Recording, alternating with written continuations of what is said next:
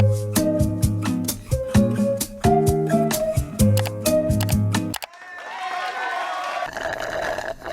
everyone, welcome back to my channel, or if you're new here, my name's Alexa Ray, and welcome to another video. Welcome to my November TBR. These are my favorite types of videos to film over on my channel alongside my monthly wrap-ups. It's freaking November, guys. What is going on? I feel like time is just going by faster and faster. I wish I could just like freeze time just for like a second or two, just to like, could we just take a moment? This entire year has just totally flown by, and it's just so crazy to me. But we are in the month of November. We are literally 2 months away from the new year.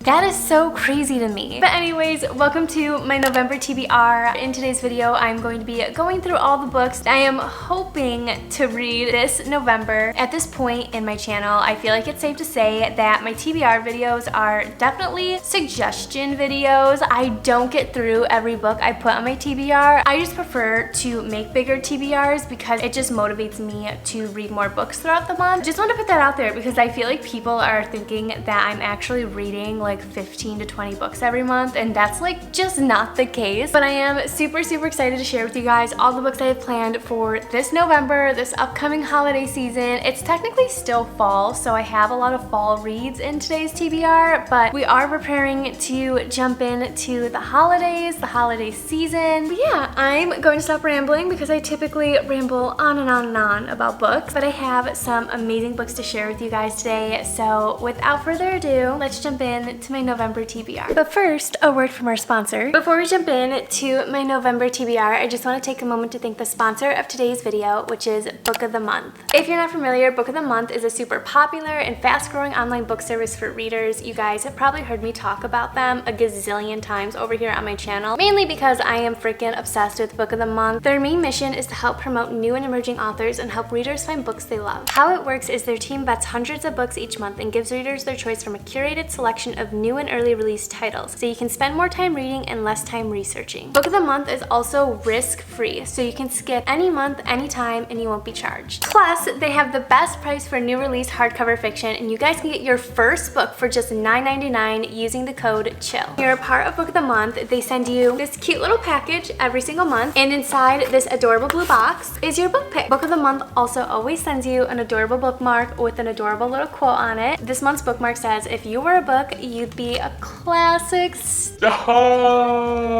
That is actually the cutest thing ever. So I picked out 2 books to share with you guys this month. We'll start with this one. It's called The Last Party by Claire McIntosh. At midnight, one of them is dead. By morning, all of them are suspects.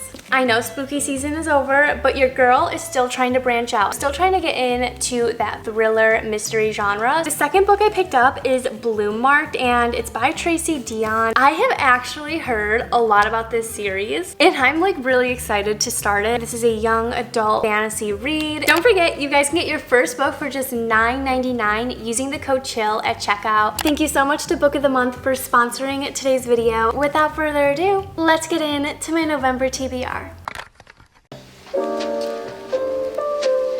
These are all the books on my TBR card. I literally have so many on here. For the month of November though, I actually have a pretty small little pile here. I want to keep it a little bit on the small side to see if it maybe helped me get through the pile for once. Usually I have like excessively long TBR list, and I feel like it just gets so overwhelming at some point. We have 7 amazing books in this pile. I already know I am going to love every single one of these books because I've already heard and seen so many amazing things about them. These are also all book recs from you guys, so I just know they're gonna be amazing. We are starting strong this month with 1,000 Boy Kisses by Tilly Cole. I just picked this book up literally a few days ago. I got it in the mail. This book has been recommended to me since I believe February. It is probably one of the first books as well as one of the most recommended books on my channel. So many of you rave about about this. You say it is like one of the best romance books out there. It's a super sappy, lovey-dovey story, which you guys know I'm like a total sucker for. I'm also so obsessed with this book cover. It is so cute. I love how it's like a cotton candy type of sky, and if you look really closely, you can see there's like raindrops on it as if it's like a window or glass. I'm pretty sure this is a friends to lovers trope, a soulmate trope, second chance trope. I do have to say they are all the tropes that aren't like at the top of my list when it comes to reading, but you guys have recommended me this book for so long. I do hear nothing but amazing things about this as well, so I feel like I have like pretty high hopes for it. One kiss lasts a moment, but 1,000 kisses can last a lifetime. One boy, one girl. A bond that is forged in an instant and cherished for a decade. A bond that neither time nor distance can break. A bond that will last forever, or so they believe. When 17-year-old Rune Christensen returns from his native Norway to the sleepy town of Blossom Grove, Georgia, where he befriended Poppy Litchfield as a child, he has just one thing on his mind. Why did the girl who was one half of his soul, who promised to wait faithfully for his return, cut him off without a word of explanation? Rune's heart was broken 2 years ago when Poppy fell silent. When he discovers the truth, he finds that the greatest heartache is yet to come. I'm very excited for this. Over the summer, I read Love in Other Words by Christina Lauren. That was the first friends to lovers book I've ever actually like enjoyed and really loved. And just from reading this, it kind of gives off like that same vibe. So I'm very excited for this. I have high hope. It's probably gonna be one of the first books I read, to be honest. Oh no. Oh my goodness. No.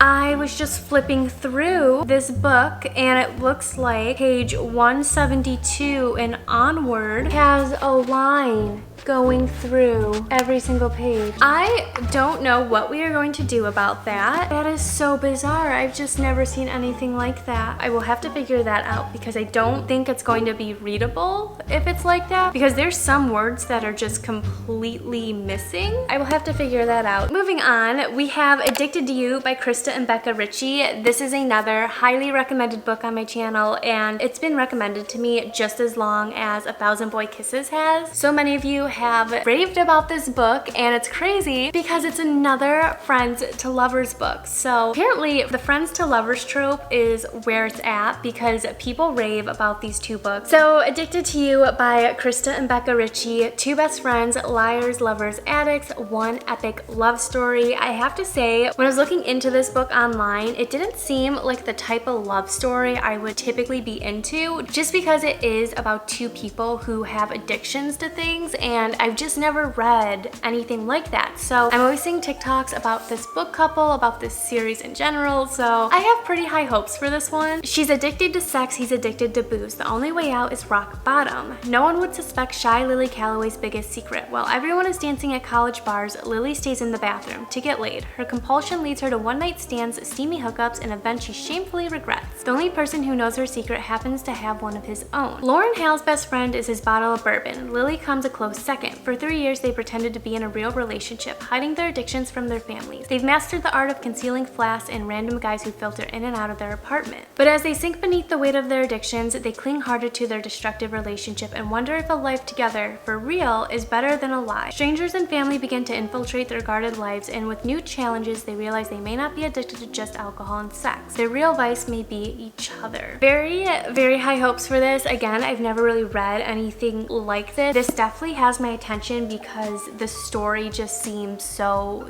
different from anything else I've ever read. I'm very excited. I hear so many things about Lily and Lo's story. Next up, we have a pretty big one. This is a very big book with about 700 pages. This is a book that I originally found on Book Talk, and I believe a few of you have recommended it to me as well. I read a lot of hockey romances on my channel. I've never read a football romance though, so I'm super excited to give this a try. It's called The Wall of Winnipeg and Me, and it's by Mariana Zapata, I believe. you. The Wall of Winnipeg and Me tells the story of a football player and his assistant and how they fall in love, which seems kind of like bland to me at first. This is a very big book, so I feel like it can't be bland. If it is this big, there's no way it can be that bland of a story. Also, I'm just like a sucker for like sport romances for some reason. I don't know why, but like I love it. Vanessa knows she's doing the right thing. She shouldn't feel bad for quitting. Being an assistant slash housekeeper slash fairy godmother to the top defensive end in the National Football Organization was always supposed to be temporary. She has plans and none of them include washing extra large underwear longer than necessary. But when Aiden Graves shows up at her door wanting her to come back, she's beyond shocked. For 2 years, the man known as the Wall of Winnipeg couldn't even find it in him to tell her good morning or congratulate her on her birthday. Now, he's asking for the unthinkable. What do you say to the man who's used to getting everything he wants? I'm very excited for this. Next up, we have a super popular brand new release book that I feel like everyone has pretty much read already since it came out. It Starts With Us by Colleen Hoover. If you're not familiar, this is the sequel to It Ends With Us, which literally like broke the internet for like 2 years straight. The sequel came out in October. I actually went to a super cool midnight release event. If you guys want to go check out the vlog, it was so much fun. It Starts With Us continues on the story of Lily and Atlas, and we get to see basically what happens next right after the end of It Ends With Us. Lily and Ryle have just settled into a civil co-parenting rhythm with their daughter Emerson when Lily suddenly runs into Atlas nearly 2 years after they last spoke. Elated that the timing finally seems to be right to give what they have together a real chance, Atlas asks Lily on a date. But Lily's excitement is almost immediately replaced by dread and anxiety when Lily remembers that Ryle, though no longer her husband, is still very much a part of her life. And though Ryle would dislike Lily dating anyone but him, Atlas Corrigan is the one man he absolutely will not stand having in his ex-wife and daughter's lives. Told from the perspectives of Lily and Atlas, It Starts With Us gives readers a deeper look into Atlas's past as he and Lily reconnect and rekindle the love they shared as teenagers while navigating an ex-husband who believes Atlas to be one of the reasons his marriage with Lily ended. So very excited for this. I'm excited to see what happens with Lily and Atlas. I've heard so many amazing things about this. I've also heard some very like weird things about it. Some people seem to be very disappointed. Other people seem to be very happy with it. There's always going to be people who love it and people who don't love it. I have very high hopes for it. I'm excited to see what happens and to see Atlas and Lily's story, and It Ends With Us. We don't really get to see too much of Atlas because it's mainly about Lily's story and her with Ryle, but I'm excited to learn more about Atlas and see what happens between him and Lily. Next up, I have A Court of Thorns and Roses by Sarah J. Maas. I've recently seen a lot of booktubers cover this series and say such amazing things about it. It's been highly recommended on my channel as well, so I decided to give book one a chance this November. I actually picked this book up, I want to say in 2020, and I never picked it up. I never read it. I think mainly because it is a fantasy-based book. It's a little bit out of my comfort zone. It's not in my comfort genre, but I do really want to branch out, and I think this would be an amazing book to branch out into the fantasy genre because I hear such amazing things about the entire series. I believe this is an enemies to lovers. We already know I'm huge on enemies to lovers. It's my favorite book trope when it comes to reading, so I feel like I'm going to love this. A lot of people say that the first book is a little bit slow, but as you keep going, it does pick up. It's just supposed to be like an amazing series, so I am super